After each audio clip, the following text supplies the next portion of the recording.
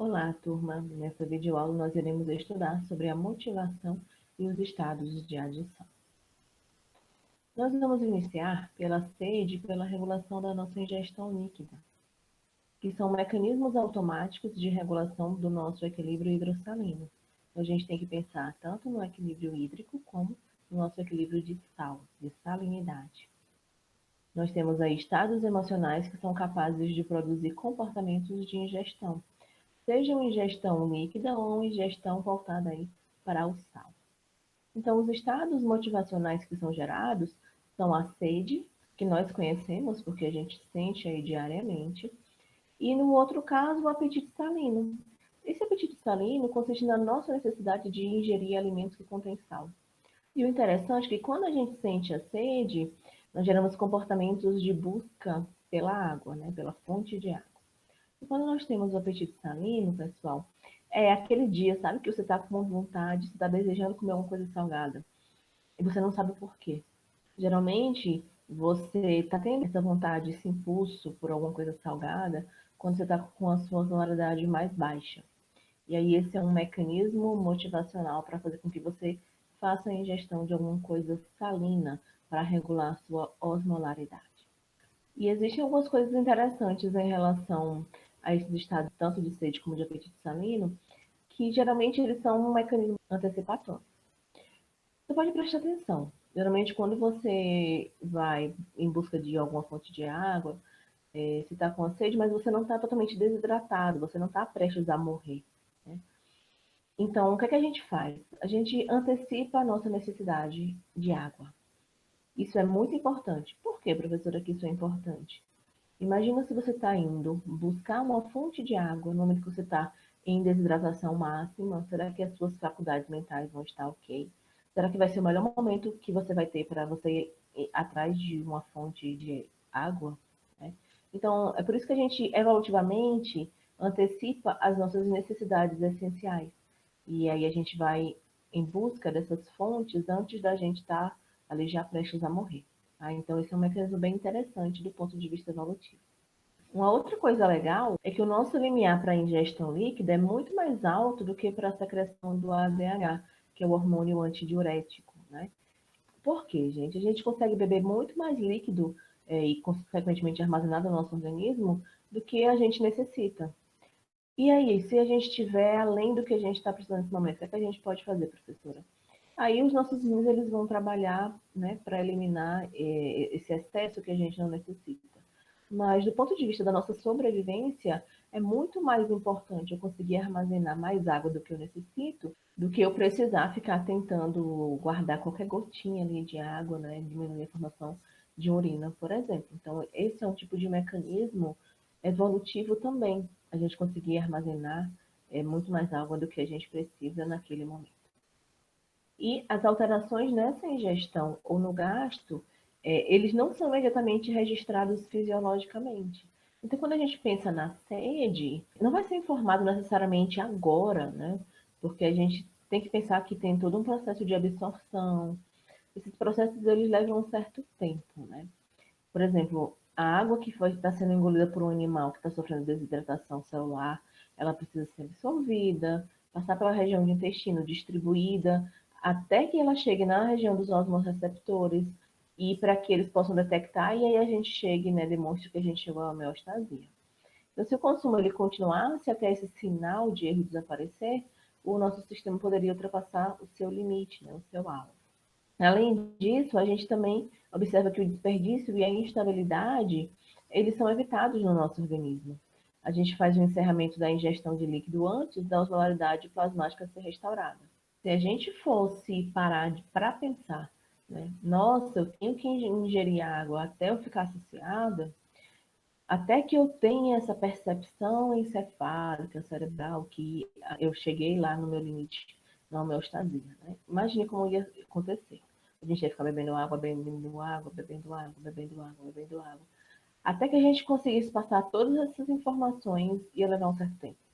Então, a gente ia beber tanta água que o nosso corpo não iria suportar. Então, do mesmo jeito que a gente tem uma resposta antecipatória para a gente procurar, buscar essa fonte de água, a gente também finaliza essa ingestão hídrica antes da gente ter a resposta de que a nossa osmolaridade, de que o nosso equilíbrio hidrossalino está ok, né? Até que a gente tenha os nossos dados restaurados. Aí, então, são mecanismos antecipatórios da mesma forma. Observando o equilíbrio corporal de água, pessoal, nós temos o ganho de água e nós temos perda de água diária. Pensando no ganho de água diário, seriam cerca de 2,2 litros por dia através de comidas e bebidas, 0,3 litros por dia produzidos através de processos metabólicos. Então, a gente teria em torno de 2,5 litros por dia de ganho de água. E de perda de água, professora? Vamos observar aqui, ó. Perda excessiva de água através da pele e dos pulmões. Você nem percebe mais que você está perdendo, cerca de 0,9 litros ao dia. Na urina, que é o mais conhecido, né, o melhor visualizado, cerca de 1,5 litros ao dia. E nas fezes, cerca de 0,1 litro ao dia. Então, seriam cerca de 2,5 litros ao dia. Então, observem que geralmente o ganho de água ele é bem semelhante à perda de água total do nosso dia. E pensando no nosso equilíbrio hidroeletrolítico, existe um ponto de equilíbrio, sabe? Que seria aquele ponto de ajuste, tanto para o nosso balanço de água quanto para o nosso balanço de sódio. Só que é importante ressaltar, pessoal, que isso é individualizado, tá? O meu balanço de água e de sódio é diferente de outras pessoas, porque a gente tem variação de peso corporal, de massa corporal e coisas nesse sentido. Então, observe, quando a gente tem um caso de hipertonicidade, ou seja, tem muito sal ali naquela região, a gente vai aumentar a nossa sede, aumentar a liberação de vasopressina para fazer a retenção de água, para poder fazer a diluição desses sais que estão nessa região. Pensando aqui no balanço de sódio, a gente vai diminuir o nosso apetite salino e vai aumentar a natriurese, que é a eliminação de sódio na urina. Para que, professora, a gente faz todas essas alterações? Para que a gente traga esse equilíbrio hidroeletrolítico para o nosso ponto de equilíbrio, né? Para que a gente traga para essa faixa que é interessante para a gente. E no caso da hipotonicidade, o que é que a gente vai fazer do ponto de vista do balanço da água? Reduzir a sede e reduzir a produção e liberação de vasopressina, né?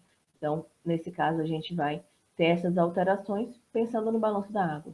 Pensando no balanço de sódio, a gente vai aumentar o apetite pelo sódio, o apetite salino, diminuir a nossa natriurese, ou seja, para conservar mais esse sal dentro do nosso organismo.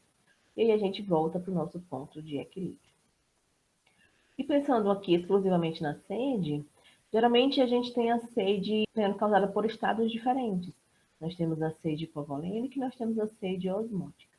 Ambas podem acontecer naturalmente, tá, gente? Porque lembra que a gente tem a eliminação de líquido aí junto com o ar expirado, através da nossa pele, e muitas vezes a gente não percebe, né? Mas também através da urina, das fezes, então a gente pode ter uma grande eliminação líquida. Mas fora essas variações diárias, a gente pode observar uma sede hipovolêmica nos momentos onde a pessoa tem uma redução de volume sanguíneo. Então, isso pode acontecer quando, professora? Quando o paciente está com hemorragia, quando o paciente está com vômito, está com diarreia, então pode haver uma sede hipovolêmica e aí existe a necessidade de repor esse líquido. Já nesse outro caso da sede osmótica, ela é causada por um aumento na ingestão de sal. Então, tem muito sal nesse organismo. Então, a osmolaridade vai estar aumentada e aí é necessário a gente fazer um balanço nesse indivíduo. E existem muitos receptores sensoriais e centrais que estão envolvidos no nosso equilíbrio hidroeletrolítico. Por exemplo, pensando nos receptores sensoriais, a gente pode observar que nós temos osmorreceptores, receptor atrial de estiramento, barorreceptores envolvidos. Quando são observados casos de osmolaridade maior do que 280 miliosmol, isso leva à ativação dos osmorreceptores hipotalâmicos, que ativam esses interneurônios, né, para o hipotálamo, e daqui a gente observa neurônios hipotalâmicos que sintetizam a vasopressina sendo ativados. Lembrando que a vasopressina é o hormônio antidiurético. Quando a gente tem redução do estiramento atrial devido a um baixo volume sanguíneo, isso é sentido pelo receptor atrial de estiramento. E aí esse sinal é passado pelo neurônio sensorial para o hipotálamo, e nessa região de hipotálamo nós temos os neurônios hipotalâmicos que sintetizam o ADH, ou a vasopressina, sendo ativados.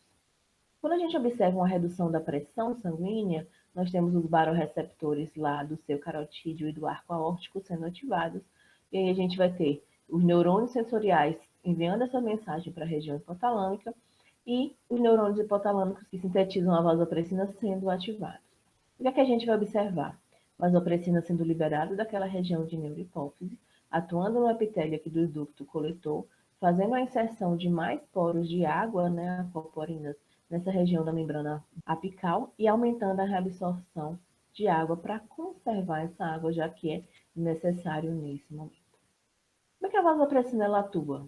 Lembra que a vasopressina, que é conhecida como hormônio antidiurético, ela se liga em receptores, que são receptores metabotrópicos, que acoplam a proteína GS, e aí ativa essa via da ciclase de adenilil, aumentando a formação de AMP cíclico, levando à ativação da proteína sinase A, que fosforila essas vesículas contendo aqui as aquaporinas e aumenta a inserção das aquaporinas nessas membranas, tanto a apical como a basolateral, tá, gente? Do nosso ducto coletor, é o principal local aí de atuação da vasopressina. E com isso, quando a água vai passando por aqui, ela vai sendo reabsorvida e aí depois encaminhada, né, para os vasos retos. Então, ó, a vasopressina se liga aos receptores aqui de membrana, o receptor ativa o sistema de segundos mensageiros do AMP cíclico, a gente tem aqui a célula inserindo poros de aquaporina na membrana apical e a água sendo reabsorvida por osmose para a região do sangue. Em outros momentos, quando a gente observa uma pressão sanguínea baixa, isso vai ser detectado pelas células granulares lá da região do rim, que vão produzir a renina. Lembra que a renina ela atua no angiotensinogênio, que é produzido pelo fígado, que está na sua forma inativa, é um peptídeo? E aí a renina faz a clivagem desse angiotensinogênio ou converte em angiotensina 1 na região do plasma. E aí, essa angiotensina 1, ela é um substrato para a enzima conversora de angiotensina, que é a ECA, que é produzida principalmente ali na região do endotélio dos vasos sanguíneos, principalmente na região pulmonar, mas tem em várias outras regiões. E aí a ECA, ela converte a angiotensina 1 em angiotensina 2 no plasma. E aqui eu vou focar nessa parte de regulação hídrica, tá, pessoal? Na ação da angiotensina 2 para estimular a nossa sede, por exemplo. Lembra que ela é muito detectada pelo órgão subfornical? E essas informações elas são enviadas para a região hipotalâmica para estimular esse aumento da sede, para aumentar a liberação aqui ó, da vasopressina. E esses eventos eles fazem com que haja um aumento no volume e na manutenção daquela osmolaridade. Nessa imagem, nós conseguimos visualizar o órgão subfornical, que é muito sensível aqui à angiotensina 2, né? Fica detectando os níveis dela.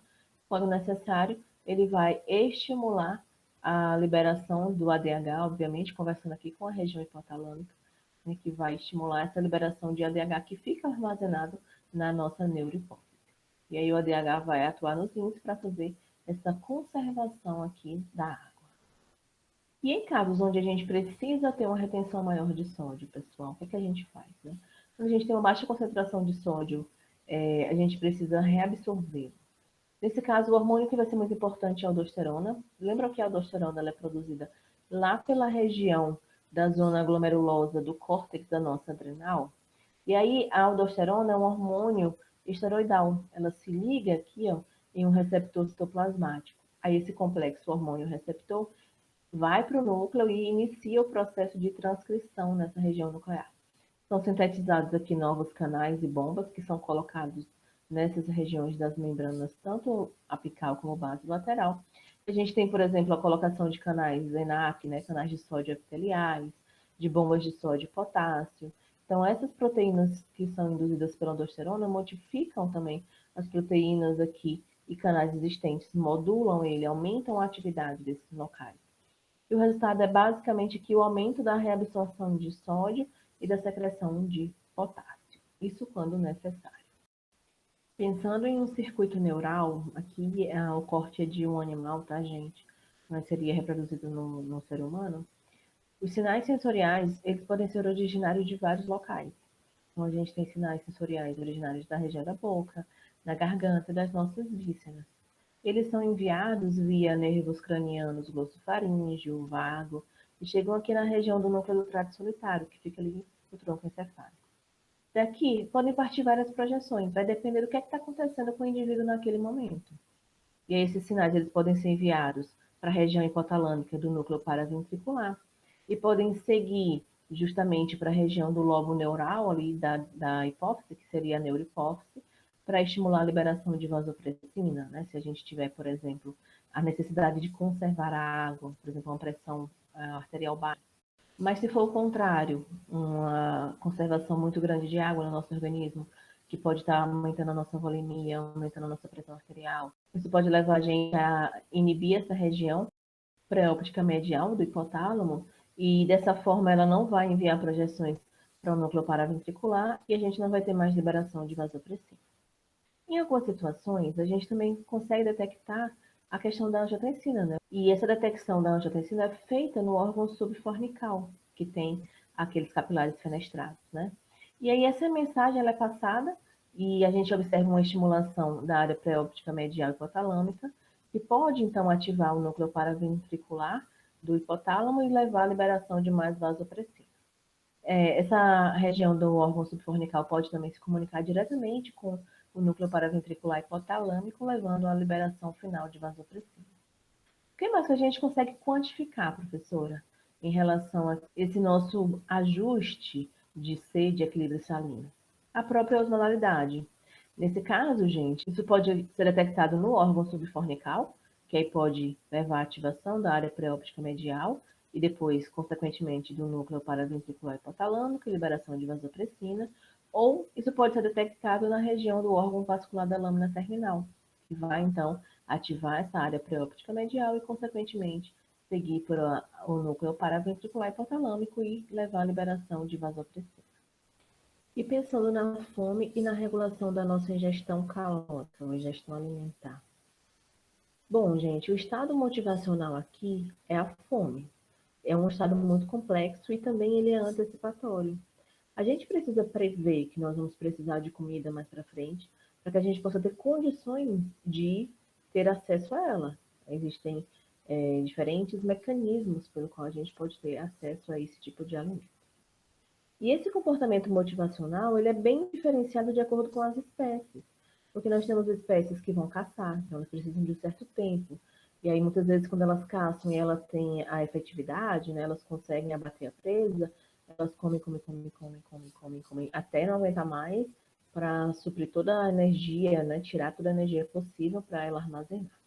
Nós temos outras espécies que elas são coletoras, catadoras, elas selecionam as coisas e vão guardando. Nós somos mais ou menos isso, né? A gente faz as nossas compras e a gente tem as coisas disponíveis para quando a gente necessita.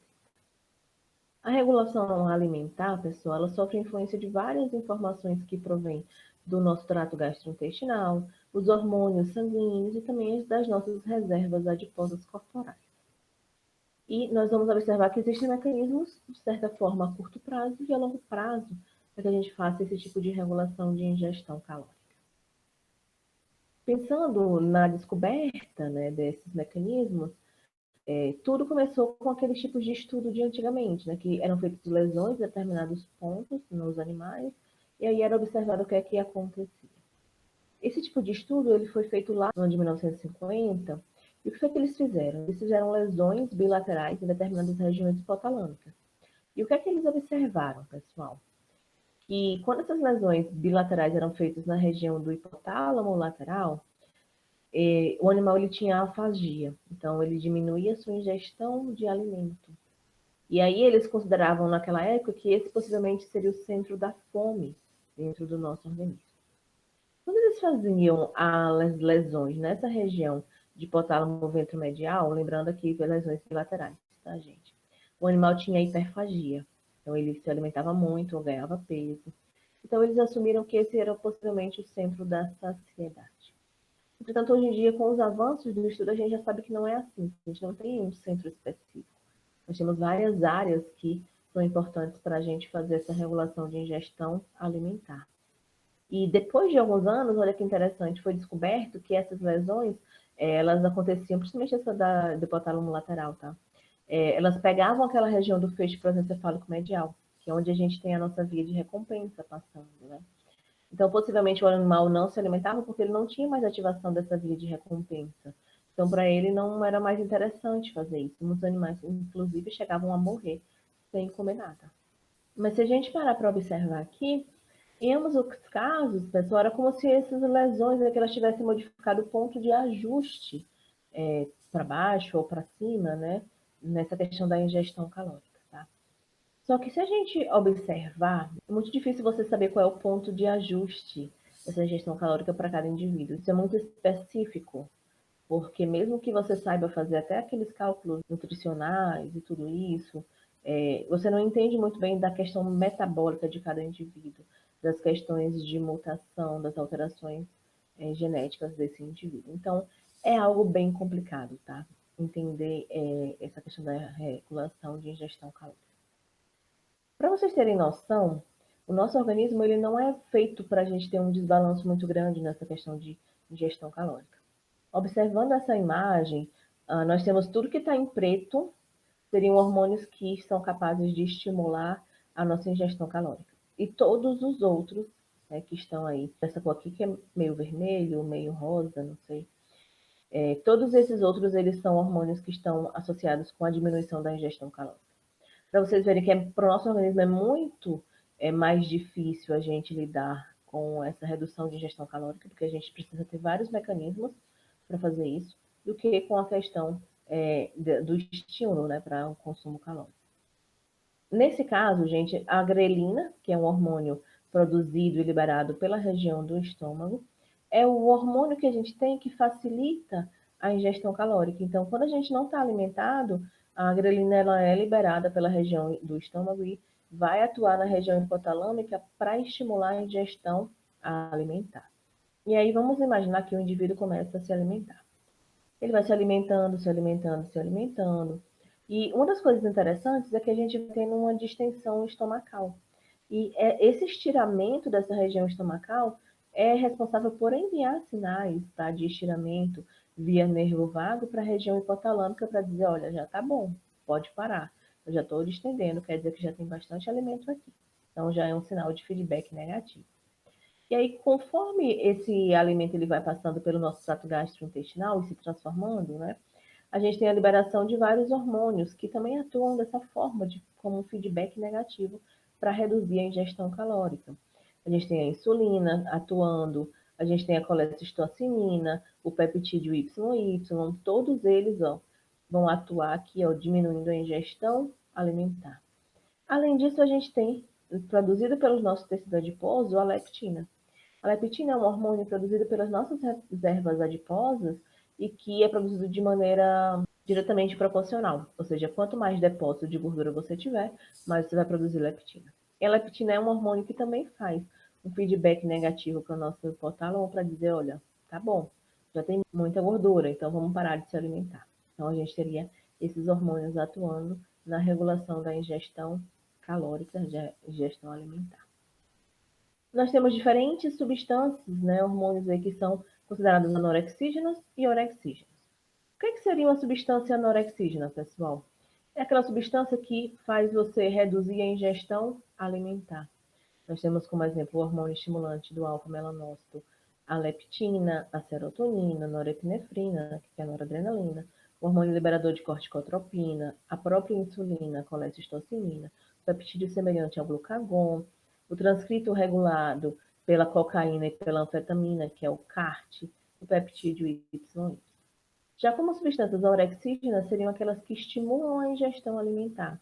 Nós temos o neuropeptídeo Y, a proteína relacionada ao gene AGOT, o hormônio concentrador de melatonina, as orexinas A e B, endorfinas, galamina, os aminoácidos como glutamato e GABA, o cortisol, a grelina e os próprios endocannabinoides, né? Nós temos aí a presença de endocannabinoides na própria maconha, e é por isso que indivíduos que fumam a maconha, depois eles entram em um momento aí onde eles precisam fazer a ingestão alimentar, né, que o pessoal chama de larica. Então, devido à presença dessas substâncias que são orexígenas. E pensando mecanisticamente, a gente passou daquela ideia inicial de ter centros para a fome, para a sociedade, para uma ideia muito mais integrada dessas coisas. Isso só aconteceu devido ao avanço nos estudos e na observação dessa região do hipotálamo, que é o núcleo arqueado. Nessa região hipotalâmica, pessoal, nós temos populações distintas de neurônios, que são importantes para a nossa regulação de ingestão de alimentos. Nós temos uma população de neurônios chamadas POMC-CART, que se remetem aos neurônios próprio melanocortina, que são responsáveis pela síntese do hormônio estimulante do alfa-melanócito, e o CART, que seria aí o transcrito relacionado com a anfetamina e a cocaína. E nós temos a população de neurônio, que é responsável por sintetizar, né, o AGRP e o NPY, que é o peptídeo relacionado ao gene AGOT e o neuropeptídeo Y. E aí, pessoal, quando existe uma estimulação dessa população de neurônios POMC-CART, por que tipos de hormônios, professora? Insulina, leptina, colecistocinina. O que é que a gente observa? A gente observa uma redução da ingestão de alimentos. Nesse caso aqui, o exemplo utilizado pelos autores foi a leptina. Leptina, atuando sobre os seus receptores de membrana, leva à ativação dessa população neuronal de POMC-CART, levando então a uma produção, por exemplo, do hormônio estimulante de alfa-melanócitos, que passa a atuar em receptores de melanocortina, por exemplo, receptores do tipo 4 e receptores do tipo 3. Quando eles atuam em receptores do tipo 4, esses receptores estão aqui nos neurônios presentes na região do núcleo paraventricular hipotalâmico. E quando esses neurônios eles são ativados, o que a gente observa é um estímulo para redução na ingestão de alimentos. Concomitantemente, a gente observa que existem projeções que partem para o núcleo do trato solitário e que vão estimular um aumento da nossa atividade simpática e o nosso aumento de gasto energético também. Então, quando a gente tem ativação dessa população aqui neuronal, a gente tem uma redução de ingestão alimentar, aumento da atividade simpática e um aumento do gasto energético. Esse hormônio estimulante de melanócitos alfa, ele também se liga em receptores do tipo MCR3, que são receptores de melanocortina do tipo 3. E onde é que esses receptores ficam localizados, pessoal? Ficam localizados nessa população de neurônios AGRP e NPY. E aí, nesse caso, pessoal, a gente observa uma inibição da atividade, né, da ativação desses neurônios. E com isso a gente tem um auxílio para essa atividade aí de reduzir a ingestão alimentar. A leptina também pode atuar nessa população neuronal, inibindo a sua ativação e contribuindo para a redução da ingestão alimentar.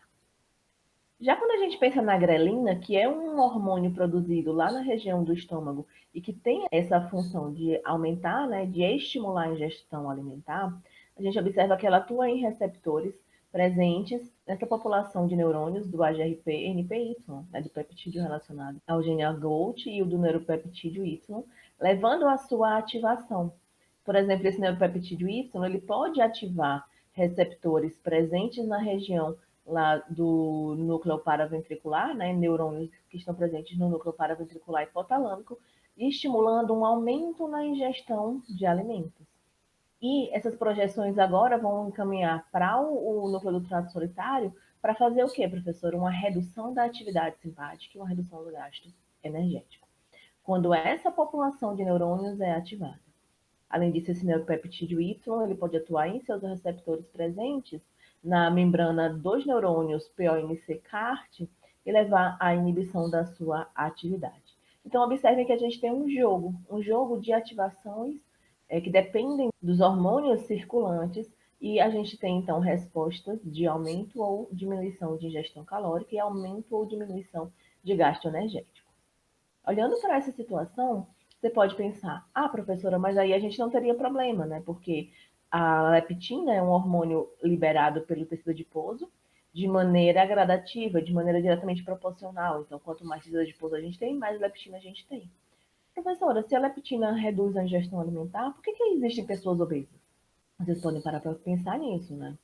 E a resposta para isso, pessoal, é que existem mutações. Existem muitas mutações nessa via da leptina, melanocortina. Existem genes aí que codificam a leptina que podem estar mutados. As pessoas podem ter mutação para o receptor de leptina, para o receptor de melanocortina 4. Então, são várias mutações. E as alterações genéticas mais comuns associadas com a obesidade humana são nessa via, na via da leptina e melanocortina. Por isso que é tão complexo falar da obesidade em si, tá? Quem não estuda a fundo, né, profundamente esse tipo de contexto, não entende muito bem. São muitas variáveis, é muito complexo. Existe toda a questão de mutações, existem as alterações de sinalização celular, existem as alterações metabólicas do indivíduo, as alterações psicológicas. Então, mesmo que as pessoas elas produzam grandes quantidades de leptina, não vai funcionar, porque muitas dessas pessoas não são sensíveis a essa leptina. Muitas vezes o receptor é disfuncional. E pensando nessa via, muitas pessoas não conseguem ativar o seu gasto energético. Então, não conseguem fazer com que o seu corpo consiga gastar a energia durante o dia. Observando a questão da manutenção do nosso equilíbrio energético, né, fazendo um resumo, nós temos sinais de curto prazo e sinais de longo prazo. Os sinais de curto prazo, por exemplo, são liberados por diferentes locais. Nós temos a grelina, que é importante para estimular a ingestão calórica. Nós temos a colecistocinina, que é importante para estimular a saciedade. Nós temos até o mesmo processo de distensão aqui dessa região estomacal, enviando sinais, né, via nervo vago para esse complexo dorsal do vago, que contém ali o tronco encefálico, a região de área postrema, e aqui a gente tem integrações de mensagens que são passadas para outros locais, principalmente para a região hipotalâmica, né, que é onde a gente tem aqueles núcleos que são muito envolvidos na regulação dessa nossa ingestão alimentar, a questão do núcleo arqueado e do núcleo paraventricular. E pensando nos sinais de longo prazo, nós temos a questão das gorduras e o pâncreas, liberando aqui no caso do pâncreas a insulina, e no caso do tecido adiposo a leptina, que também sinalizam para o hipotálamo a longo prazo como é que a gente está. Como é que a gente está mantendo os nossos níveis aí de insulina e de leptina? O que é que isso significa para o nosso organismo? Então seria basicamente esse tipo de balanço que a gente faz constantemente. Ampliando essa região e observando o papel da leptina, eu destaco que ela estimula a população de neurônios POMC-CART, né, que levam à produção do hormônio estimulante de alfa-melanócitos, que vão ser responsáveis por enviar mensagens para o núcleo paraventricular hipotalâmico e levar a uma diminuição da ingestão alimentar. E dessa mesma forma, a leptina ela atua inibindo a outra população de neurônios naquela região do núcleo arqueado. Então, ela inibe aqueles neurônios que vão levar à síntese do neuropeptídeo Y e do peptídeo relacionado ao gene AGOT. Pensando na motivação, pessoal, nós também temos o sexo e o prazer, que são algumas coisas interessantes para a gente observar. Nesse caso, o estado motivacional é o sexo. Só que o sexo, ele não depende necessariamente de um déficit orgânico. Muitas vezes se pergunta o que é que leva a gente a ter essa vontade de ter relação sexual. Seria um déficit orgânico como as outras coisas, né? Nos outros estados motivacionais a gente viu que a gente tem a fome, a sede, e na questão sexual não se sabe muito bem o que é que gera esse instinto, esse impulso sexual nos indivíduos. E aqui o comportamento motivacional seria a obtenção desse prazer, seria os meios pelo qual a gente vai obter esse prazer. Não necessariamente apenas a reprodução, como representa aquela ideia mais antiga, né, que a gente comentou na nossa aula passada. E pensando nessa parte mais sexual, pessoal, a gente observa que tem certos fatores que vão levar a uma atração sexual entre as espécies. Por exemplo, aqui a gente tem o comportamento da fêmea, o comportamento do macho. A atração sexual acontecendo, e nós temos os comportamentos, o comportamento apetitivo, o comportamento consumatório, que seria o momento da cópula, e o comportamento pós-copulatório. Então, o que, é que vai acontecendo durante esses comportamentos apetitivos? O indivíduo, uma espécie, vai emitir alguns sinais que vão ser detectados pelo outro. Por exemplo, muitas vezes elas vão apresentar os seus órgãos sexuais, mesmo que de uma forma mais dissimulada, podem emitir cheiros naturais, ou utilizar algum perfume que ela goste, que ache sedutor. Machos e fêmeas de diferentes espécies se aproximam e realizam aí movimentos estereotipados, né? Quando eles estão fazendo esse tipo de aproximação. Nos seres humanos, esses movimentos de aproximação eles são menos estereotipados, tá, gente? Vão variar de indivíduo para indivíduo, varia de acordo com a cultura também, essa abordagem, né? De uma pessoa para outra. Existe alteração de vocalização, por exemplo, a fala também, de algumas palavras sedutoras. Professor, e por que a gente precisa ter esses comportamentos apetitivos? Porque nesse momento onde a gente tem esses comportamentos apetitivos, pessoal, é o momento que a gente está preparando, fazendo uma transição aí do nosso organismo para prepará-lo para o momento do comportamento consumatório, momento da cópula em si. Tá? Então, existe todo um preparo, que no caso dos seres humanos vai levar, por exemplo, a ereção peniana, no caso das mulheres, ao entumecimento de clitóris, de grandes lábios, a lubrificação vaginal. Então, isso vai acontecendo devido a essa série de comportamentos apetitivos que estão sendo realizados. E aí a gente chega ao momento da cópula, né, que seria aí o comportamento consumatório. E após esse momento, chegamos no comportamento pós-copulatório. Esse momento pode ser bem diferente entre as espécies, tá? Pode ser alguma coisa bem afetiva ou pode não ser nada afetivo. Depende de espécie para espécie.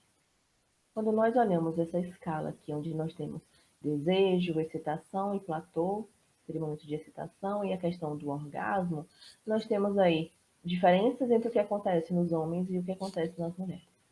Observem que a excitação inicial, ela é bem parecida entre homens e mulheres, então ela começa a ascender rapidamente. Só que em seguida, a gente observa que ela pode se manter assim e chegar ao orgasmo, no caso dos homens. Em seguida, o que a gente observa é um período refratário, onde não vai ser possível ter uma ereção peniana novamente para ter um novo orgasmo. No caso das mulheres, pessoal, a gente observa que essa excitação pode levar a um orgasmo para essa mulher, e depois a gente tem um período de resolução, né? Ou pode não alcançar os níveis de orgasmo, essa mulher não vai ter um orgasmo, ela vai ter a excitação, mas ela não vai chegar ao orgasmo.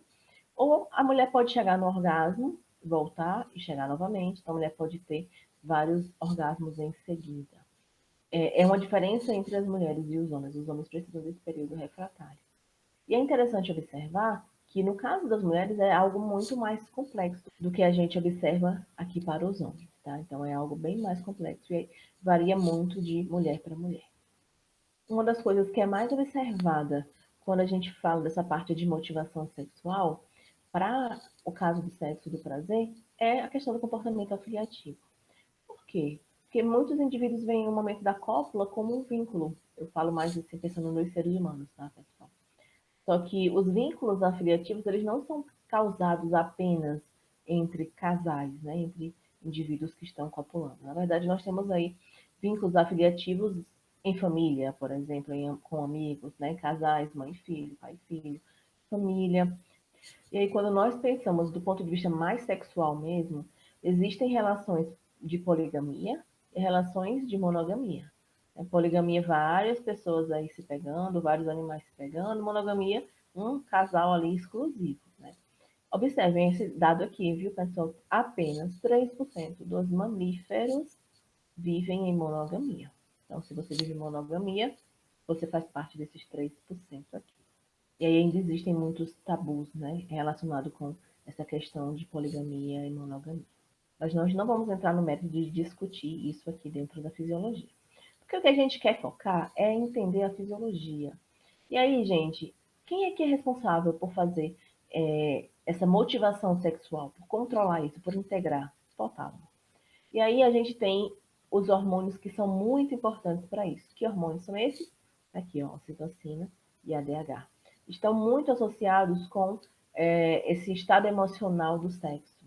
A gente observa um aumento na secreção, na liberação, né, de ocitocina e ADH no momento do sexo, tanto nos homens quanto nas mulheres.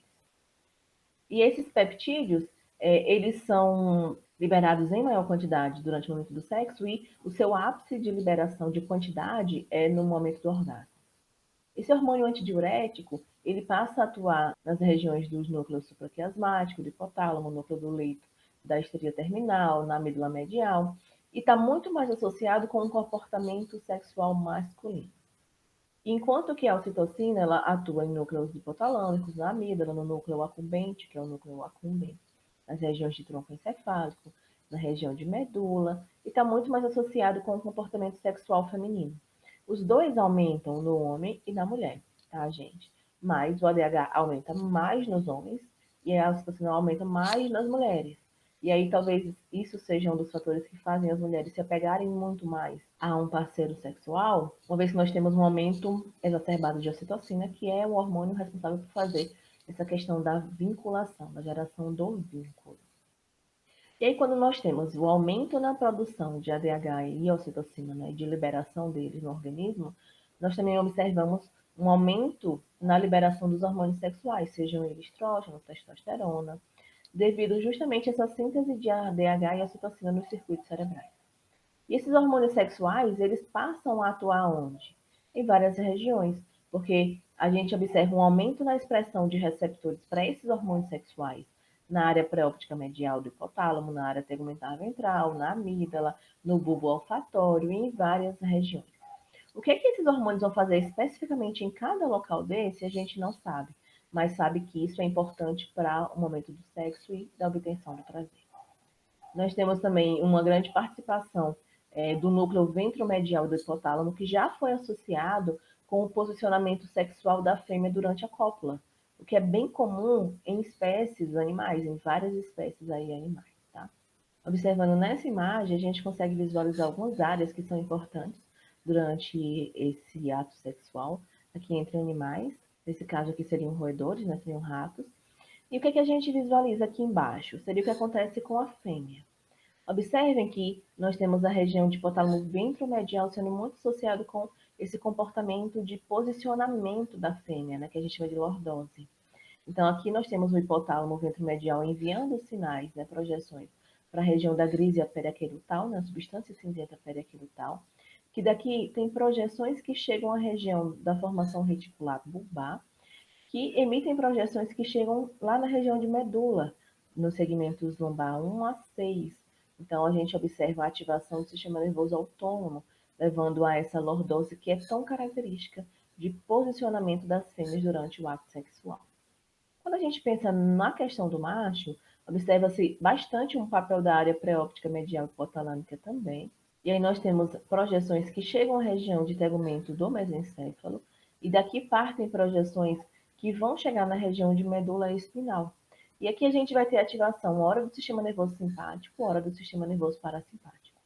Quando a gente tem a ativação do sistema nervoso parasimpático, isso é muito importante para o processo de ereção peniana. E quando a gente tem a ativação do sistema nervoso simpático, isso é muito importante para o processo de ejaculação. Então, a gente tem diferentes regiões que vão atuar no macho e na fêmea para que essa relação sexual ela possa acontecer. E uma das principais vias que está associada com os mecanismos motivacionais, pessoal, é a via mesolímbica, que é a nossa via associada com a nossa recompensa, né? O nosso reforço positivo. Está muito associado com os comportamentos apetitivos. O que é que eu vou fazer? Aquele momento do passo a passo, isso vai estimulando essa via mesolímbica. E ela foi descoberta por James Olds e pelo Peter Milner, como nós observamos através daqueles experimentos com aquela gaiola, onde eles estimularam determinados pontos hipotalâmicos, e o animal ele batia naquela barrinha, recebia esse estímulo e ele ficava só batendo nessa barrinha. Lembra que eu contei a história para vocês? Ficavam só batendo naquela barrinha, recebendo esse estímulo nessa região mesolímbica, e ele não queria fazer mais nada da vida, só ter a estimulação dessa região. Isso já era maravilhoso para ele. E aí, gente, a gente observa fibras que partem do feixe prosencefálico medial, desde o tronco encefálico e mesencéfalo, até os núcleos da base e as regiões mediais do córtex cerebral. E uma coisa muito legal é que os neurônios, eles também antecipam os nossos reforços positivos. A gente tem um processo de aprendizagem associado com isso. Então, a gente gera uma expectativa de prazer. Como assim, professora? Imagina que você está passando um dia super complicado. Aí você está passando na rua e você vê o chocolate que você ama. O chocolate que você mais ama no mundo é aquele chocolate. E você encontra esse chocolate. Você nunca encontra ele, mas nesse dia você encontrou. Aí você vai e faz o quê? Você compra aquele chocolate. E aí você vai para casa e só de você comprar o chocolate, você já ativa a sua via mesolímbica, porque você aprendeu que quando você comer aquele chocolate, você se sente bem. Então a gente tem um reforço positivo. Tem pessoas que têm um vício, né? Em, por exemplo, comprar algumas coisas. E aí a pessoa compra um sapato. Compra 2, 3, 4, 5, 6, 7, 8, 9, 20 sapatos. Aquilo deixa ela feliz, mesmo que ela nunca utilize aquele sapato, mas o ato de comprar deixa essa pessoa feliz. Então, a pessoa antecipa esse reforço positivo, essa coisa positiva. Então, a gente cria uma expectativa de prazer. Mesmo que a gente nunca chegue ao ato final, né? Por exemplo, utilizar o sapato, utilizar a bolsa. Mas a gente antecipou, porque a gente aprendeu que aquilo ali faz bem pra gente. Tá? Então, Existe esse comportamento antecipatório aqui também. Essa via a gente pode visualizar partindo aqui da área tegumentar ventral, né, do mesencéfalo, em direção ao núcleo accumbens. E quem é o neurotransmissor que vai ser liberado aqui? A dopamina. A dopamina vai atuar muito forte nessa região. E aqui eu queria chamar a atenção para vocês que nós temos vários outros neurotransmissores que podem influenciar nesse papel aqui, nessa via. A gente tem projeções que jogam glutamato, acetilcolina, GABA nesse circuito total. Então, a gente pode ter ativação ou inibição. Então, a gente pode ter um favorecimento para a ativação da via mesolímbica ou a gente pode ter atividades que dificultem a ativação dessa via mesolímbica. Depende do que? Dos neurotransmissores que estão sendo envolvidos nesse momento. Mas uma coisa é certa aqui, pessoal. Quanto mais essa via está ativada, mais você sente o prazer associado com algo que você está fazendo naquele momento. Só que isso pode ser demais, tá? E aí você pode ficar viciado. Então, a gente entraria num quadro chamado de adição ou adicção. Depende da literatura, vocês podem encontrar com esses dois termos, tá? Com essas duas formas aí de se referir. Aqui nessa tabela, é importante vocês observarem que nós temos várias classes de drogas que são capazes de causar esse processo de adição, né? De vício. Eu não vou entrar em detalhes, porque isso aqui a gente vai explanar bastante dentro da farmacologia. Por exemplo, nós temos os opioides, como a morfina, metadona, oxicodona, heroína, que são muito associados com a questão dos vícios. Sedativos hipnóticos, como barbitúricos e benzodiazepínicos. Estimulantes psicomotores, como a cocaína, as anfetaminas. Drogas semelhantes à fenciclidina, que era conhecida como pó de anjo. Os canabinoides, como a própria maconha. A nicotina, presente aí no tabaco. E o álcool etílico, né, presente em várias bebidas do nosso dia a dia. A gente vai conhecer alguns conceitos importantes quando a gente fala nesses estados de adição. O abuso de drogas. O que é que seria o abuso de drogas? Quando é que eu falo que temos um abuso de drogas? Quando a pessoa está utilizando essa substância fora de uma supervisão médica, de modo danoso ou de uma forma ilegal. Então, por exemplo, essas drogas que eu apresentei para vocês, muitas são utilizadas na terapêutica. Por exemplo, os barbitúricos, os benzodiazepínicos. Só que se uma pessoa está utilizando fora de uma supervisão médica ou com uma finalidade danosa, né, utilizando de forma ilegal, isso a gente chamaria de abuso de drogas. Quando a gente fala em adição, a gente tem uma pessoa que utiliza compulsivamente essa droga, mesmo com consequências negativas para ela. E aí um indivíduo adicto, né, que seria aí o viciado, ele perde completamente o controle sobre a utilização dessa droga. A obtenção e o uso dessa droga, gente, passa a dominar todos os objetivos da vida dessa pessoa. É o que ela quer obter e ela quer usar. Ela quer obter e ela quer usar essa droga. E esse processo de adição, ele tende a persistir, mesmo que a pessoa tente, né, limitar o uso dessa droga, mesmo que cause muitas consequências negativas para ela, para sua família, para a sociedade, ela não liga, a única coisa que ela quer é obter a droga e utilizar essa droga, infelizmente. Por quê, gente? Todas essas drogas que causam a adição, esse vício, elas aumentam as concentrações de dopamina na região do núcleo accumbens. Então, elas causam reforço positivo. É isso que a pessoa quer. É isso que ela está buscando. Todas as drogas psicotrópicas causam isso? Não. Nós temos drogas psicotrópicas que não vão levar a aumento de liberação de dopamina nessa região. Então, elas não vão fazer com que a pessoa fique viciada. E a utilização constante dessas substâncias pode levar a eventos como tolerância, dependência, síndrome de abstinência. Então, é importante a gente também conhecer esses conceitos, né? O que seria a tolerância? É quando a pessoa utiliza essas substâncias e observa uma redução do efeito da droga após o uso repetido, ou um aumento da necessidade da dose para que a gente possa obter o mesmo efeito. Então, quando você está utilizando algo e você observa que precisa de uma dose maior para obter o mesmo efeito que você tinha antes, aí você está tolerando aquela substância. Existe a tolerância de caráter farmacocinético. Aqui eu trouxe um único exemplo, que seria a questão de indução enzimática, pensando no ponto de vista metabólico. Nós temos substâncias que alteram a indução enzimática, como o próprio álcool, né, o etanol. Isso faz com que você altere o metabolismo de outra substância que pode estar sendo utilizada. Então, a gente causa uma tolerância do ponto de vista farmacocinético, a gente vai abordar isso dentro da disciplina de farmacologia. Existe também a tolerância farmacodinâmica, que está muito associada com processos de dessensibilização de receptores. Pensando no mecanismo de ação das substâncias, a gente pode alterar, por exemplo, a sensibilidade desses receptores. Dessa forma, a pessoa vai ter um efeito da droga diminuído após a utilização repetida dessa substância. A dependência, pessoal, é uma alteração que acontece desse estado fisiológico dos nossos circuitos cerebrais. No caso, a gente tem a homeostasia.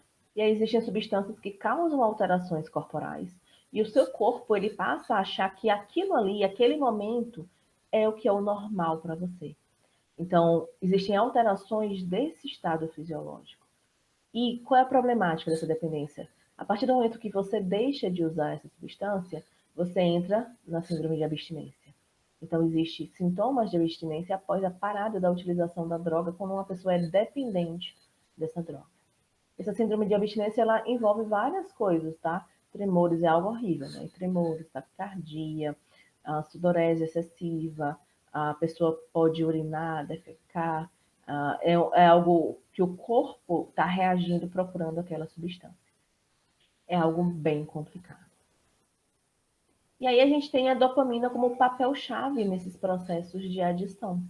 Liberada lá na região de prosencéfalo, né? Ela serve como esse sinal de provisão e erro.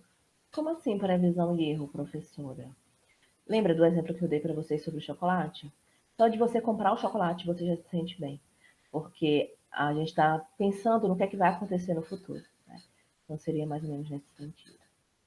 E a dopamina sendo jogada lá no núcleo accumbens é que faz a gente ter esse comportamento de busca pelaquela droga.